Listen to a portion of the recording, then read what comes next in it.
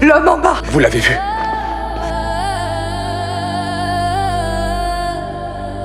Est-il un patient? Une victime? Ses blessures. Vous l'avez blessé, hein? Non, c'est le monde qui lui a fait du mal, Elisabeth, moi, je lui ai donné la vie. Je lui ai donné la vie.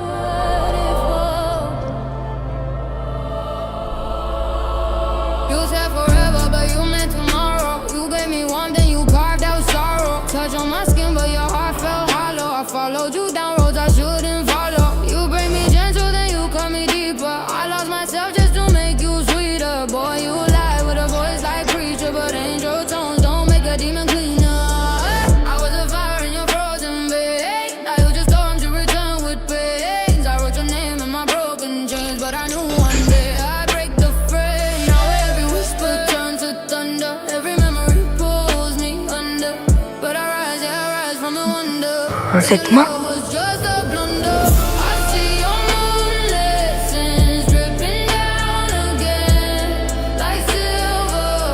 Une feuille?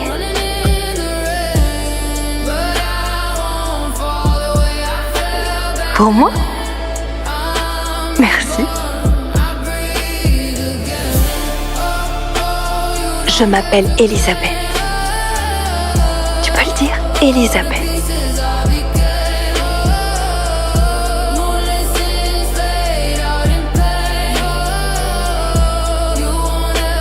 Elisabeth.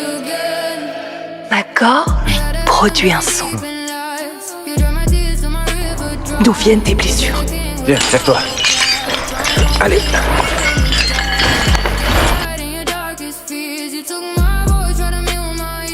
Il s'habitue encore à son environnement.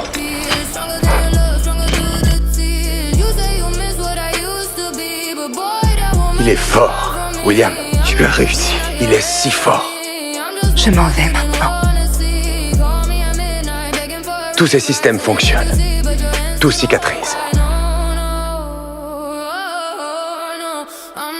Certes, la cicatrisation est capricieuse, oui, mais pour autant exceptionnelle. Pourquoi l'enchaîner ici? Pour sa propre sécurité, la mienne, pour le nettoyer et le maîtriser, il ne s'en rend même pas compte. Mais vous, oui. Vous ne devriez pas vous approcher de cette chose. Cette chose? Il y a bel et bien de la vie en elle, mais il n'y a pas l'étincelle d'intelligence à laquelle j'aspirais. Peut-être a-t-il une autre forme d'intelligence? Victor, est-il intelligent? Le grand Victor Frankenstein, vous auriez fait une erreur. Cette créature ne connaît qu'un seul et unique mot. Victor. Comme un perroquet. Peut-être parce que ce mot est son seul refuge actuellement. Et si cette renaissance l'avait doté d'un esprit plus simple, plus pur que le commun des mortels? Oh, et si le souffle du Seigneur, sans être entravé par le péché, avait directement pénétré sa chair meurtrie? Grand Dieu, Elisabeth. Son regard était empli de souffrance, n'est-ce pas là une preuve d'intelligence? Et que faites-vous de ma souffrance?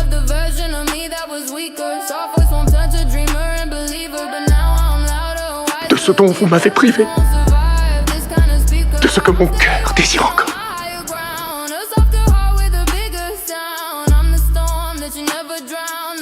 Votre cœur. De toute l'anatomie humaine, c'est l'organe que vous êtes le moins à même de comprendre. Seuls les monstres se prennent pour Dieu, baron.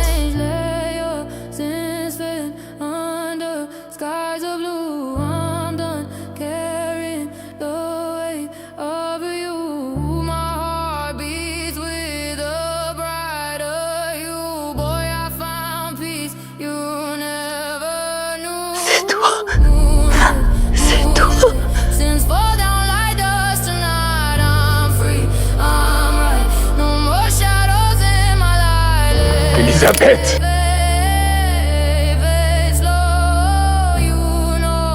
Éloignez-vous de ce monstre! Victor Frankenstein.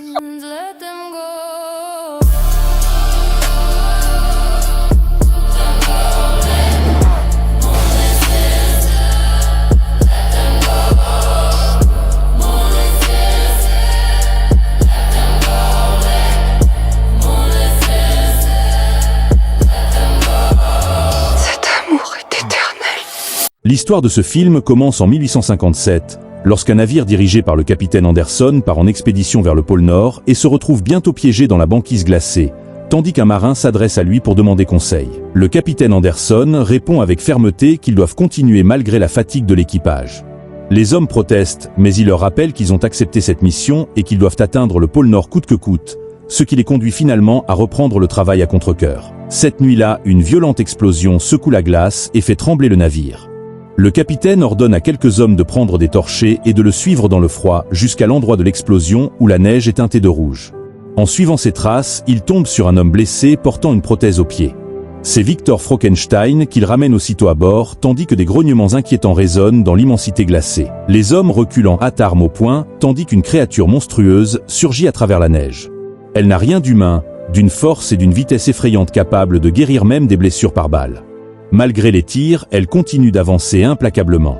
Le capitaine Anderson part chercher Victor, pendant que les hommes luttent pour résister. La créature massacre plusieurs hommes avec une violence inouïe en hurlant le nom de Victor et en réclamant qu'on lui livre l'homme.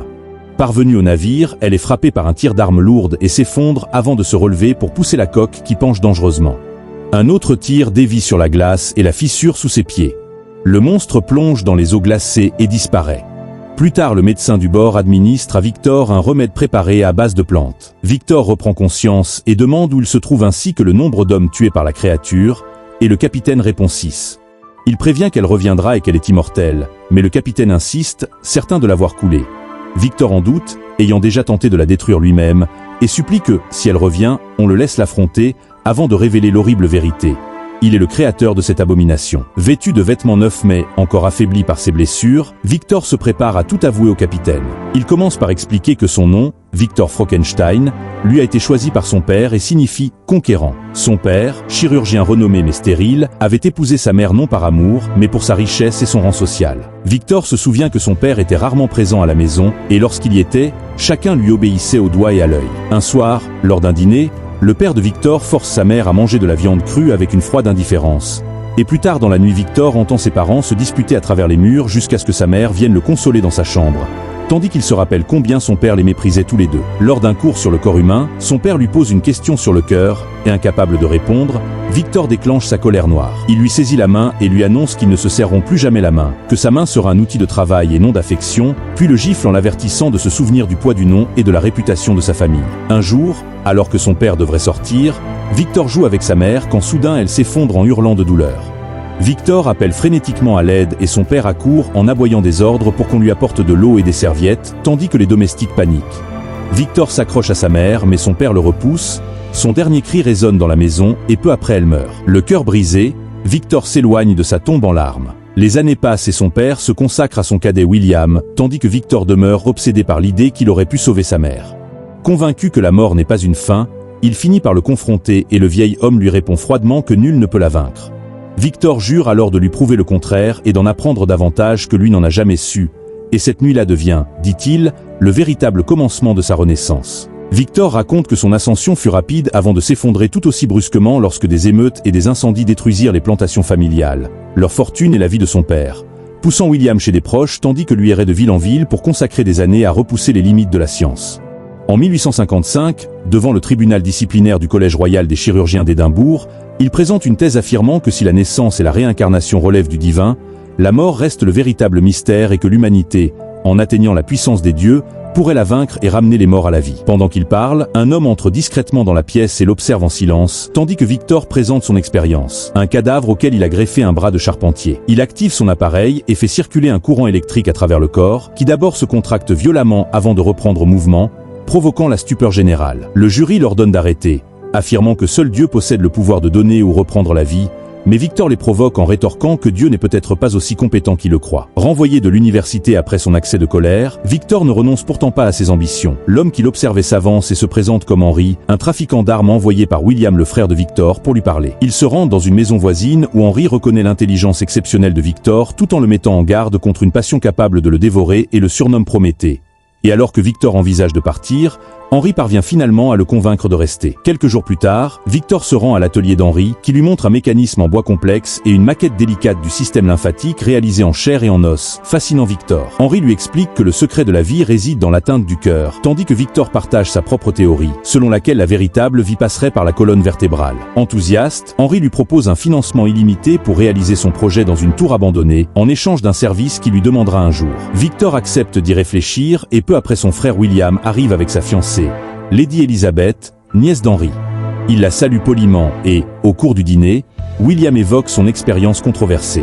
Victor se défend, expliquant que la science pourrait un jour ressusciter les morts. Elizabeth rit doucement et lui répond que les idées sont dangereuses, capables d'inspirer des guerres et de provoquer d'innombrables morts. Seuls les fous courent après les idées, dit-elle, et Victor lui demande si elle pense qu'il en est un. À ce moment du récit, Victor est pris de nouvelles douleurs et le capitaine est interrompu par des cris de panique venant de l'extérieur. L'équipage, terrifié par la malédiction que Victor pourrait avoir attirée, veut le jeter par-dessus bord, mais le capitaine refuse et rappelle qu'il est sous sa protection. Victor poursuit son récit en expliquant que quelques semaines plus tard, il se rendit à la tour abandonnée promise par Henry et sut immédiatement que c'était le destin. Sur les conseils d'Henry, il demanda tout ce dont il aurait besoin: cage, générateur, colonne à haute tension et autres instruments scientifiques. Son frère William l'aida à construire le laboratoire et Henry scella leur accord d'une poignée de main. Bientôt, Victor fut aperçu lors d'exécutions publiques, collectant les corps des condamnés pour ses expériences. Un jour, il aperçut Elizabeth quittant la foule et la suivit jusqu'à une église, se faisant passer pour un prêtre pour se glisser dans le confessionnal à côté d'elle. Elle lui confia sa haine envers le frère de son fiancé, et lorsque Victor se révéla, elle fut surprise mais accepta finalement de le rencontrer. Au restaurant, Victor supposa qu'elle lisait des romans d'amour, mais elle ouvrit ses livres pour lui montrer ses études sur les insectes, expliquant qu'elle était fascinée par ce qui semblait insignifiant dans la nature. Tombé sous le charme de Lady Elizabeth, Victor partagea une danse avec elle, tandis que William continuait de perfectionner le laboratoire. Quelques jours plus tard, il passa du temps avec Elizabeth à attraper un papillon, mais de retour dans son laboratoire, son expérience échoua. Sa méthode de stimulation de la colonne vertébrale ne parvint pas à ranimer le corps. Frustré, il rejoignit Elizabeth qui jouait du piano lors d'une cérémonie, et Henry l'avertit de ne pas se laisser distraire, lui donnant une semaine pour obtenir des résultats. Quelques jours plus tard, Elizabeth rendit visite à Victor et lui annonça qu'elle resterait avec William, laissant Victor le cœur brisé. Désespéré, il prit un bain et une idée lui vint soudain. Le secret de la vie résidait dans la symétrie parfaite et l'équilibre du corps humain. Encore nu, il se précipita au laboratoire, ajusta son matériel et inséra les aiguilles dans la colonne vertébrale. Une décharge électrique traversa le corps, qui se redressa brusquement. Haletant, Victor débrancha les fils. Il sut enfin comment procéder et quelques jours plus tard se trouvait sur un champ de bataille, ramassant les cadavres de soldats et de criminels à la recherche d'un corps grand et longiligne, sa création parfaite. Travaillant sans relâche, il assemble les morceaux avec une précision chirurgicale, puis se prépare à lui insuffler la vie, utilisant courants électriques et systèmes lymphatiques pour réactiver cœur et cerveau. Tandis que le tonnerre gronde au loin, il positionne la source d'énergie au-dessus du cœur, attendant l'orage. Victor sait que le moment est venu et se précipite pour prévenir Henry, mais en s'approchant, il remarque un comportement étrange chez lui. Henry, mourant et affaibli par la syphilis, avoue qu'il n'a soutenu le projet que dans l'espoir que son propre cerveau continue de vivre à l'intérieur de l'être que Victor est en train de créer. Face à cette révélation, Victor refuse, convaincu que le cerveau d'Henry est déjà infecté. Alors qu'il s'apprête à installer les paratonnerres, Henry le suit et intervient, s'emparant d'un morceau de l'une des machines et menaçant de le jeter dans le vide pour forcer l'expérience à se dérouler immédiatement. Victor l'exhorte à se calmer et se jette sur Henry pour l'arrêter. Dans la lutte, Henry se retrouve suspendu dangereusement et, malgré les efforts de Victor pour le sauver, tombe mortellement. Victor descend pour vérifier s'il est encore possible de le secourir, mais constate que son crâne est fracassé. Déterminé à poursuivre, il décide de mener l'expérience à bien malgré tout, mettant tout en œuvre et se préparant enfin à affronter la mort elle-même. Il applique l'électricité sur la créature, mais rien ne se passe comme prévu. Comprenant que l'expérience a échoué, Victor s'approche de l'être qu'il a créé et constate qu'il n'y a aucun pouls, aucune vie. Déçu et épuisé, il s'allonge et s'endort. Peu de temps après une longue nuit de sommeil, il se réveille au son d'une voix et découvre sa création debout devant lui, vivante alors qu'il la croyait inanimée la veille, le fixant droit dans les yeux. Partagé entre admiration et peur, Victor s'avance lentement et lui fait signe de la main, tandis que l'être imite chacun de ses gestes. Il se présente, et la créature répète les mouvements sans en comprendre le sens. Par ailleurs, Elizabeth et William se trouvent chez eux lorsque ce dernier reçoit une pile de lettres et qu'une d'elles retient soudain son attention. Pendant ce temps, Victor conduit la créature au plus profond de la tour, l'enchaîne au centre de la structure, puis s'assoit un instant sur les marches et méditant sur ce qu'il vient de créer. Il avoue au capitaine ne pas savoir si raconter son histoire est réellement judicieux, et celui-ci répond qu'il ignore également, mais souhaite malgré tout l'entendre. Victor soigne alors les blessures de la créature et découvre qu'elle possède une force prodigieuse ainsi qu'une capacité de guérison étonnante. Épuisé par des heures de travail sans sommeil, il tente d'obtenir de l'être un premier mot. Face à son silence, son agacement grandit et cette agitation provoque chez la créature une réaction nerveuse. À cet instant, William arrive avec Elizabeth et Victor les fait entrer, mais son excitation glisse progressivement vers l'obsession. Il saisit le bras d'Elizabeth pour lui montrer ce qu'il a accompli, mais elle se dégage aussitôt et demande où se trouve son oncle Henry. Victor esquive la question et conduit William à l'étage, qui le remet de passage une lettre du tribunal médical. Avant qu'il n'ait le temps de l'ouvrir, Elizabeth, attirée par un bruit, explore une autre pièce où elle découvre la créature blessée et enchaînée.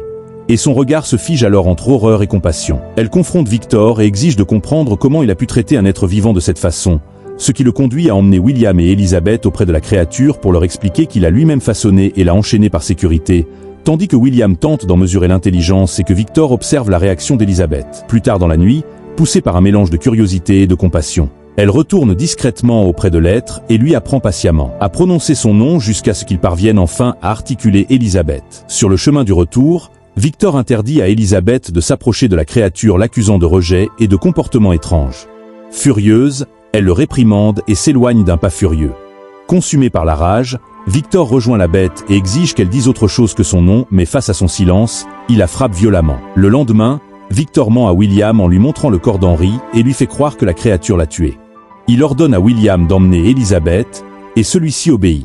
Seul, Victor arrose toute la tour d'essence, y compris la chambre de la créature, et lui dit que s'il prononce un mot autre que son nom, il l'épargnera. Après un long silence, la créature murmure Elizabeth. Victor hésite un instant, puis recule et allume le feu. Des flammes dévorent la tour tandis que la créature hurle le nom d'Elizabeth. Rongé par le regret, Victor tente de la sauver, mais une explosion le projette à l'autre bout de la pièce et l'effondrement lui écrase la jambe, l'amputant. William et Elizabeth reviennent juste à temps pour voir la tour en flammes. Arrivé au bout de son histoire, Victor et le capitaine entendent un bruit. Le capitaine ouvre la porte et se retrouve face à la créature qui l'agrippe à la gorge. Victor crie pour qu'elle le lâche, affirmant que c'est lui qu'elle recherche, mais le capitaine ordonne à la créature de le tuer si l'histoire de Victor est vraie. La créature relâche alors le capitaine et annonce qu'elle va raconter sa propre histoire. Elle commence à raconter ce qui s'est passé après l'incendie. Alors que la tour brûlait, elle appela Victor à grands cris, mais personne ne vint. Elle se libéra de ses chaînes et sauta dans l'eau glacée. À son réveil, loin des ruines, elle erra dans les forêts jusqu'à trouver un cadavre dont elle prit les vêtements. Peu après, elle croisa 2 chasseurs qui lui tirèrent dessus. Blessée, elle atteignit une ferme et se cacha dans une grange, où elle observa un vieil homme aveugle apprendre à lire à sa petite fille et commença à les imiter, apprenant d'eux. Sans se montrer, elle accomplissait de petites tâches pour aider la famille. Empiler du bois, faire des provisions, réparer des objets. Ignorant sa présence, la famille parlait d'un mystérieux protecteur qu'elle appelait l'esprit de la nature ou de la forêt. Un jour, la famille partit pour l'hiver, laissant le vieil homme seul. La créature hésita longtemps à se montrer, craignant le rejet, mais finit par le faire. Le vieil homme se montra bienveillant, lui offrant pain, abri et chaleur, et peu à peu une véritable amitié se noua entre eux.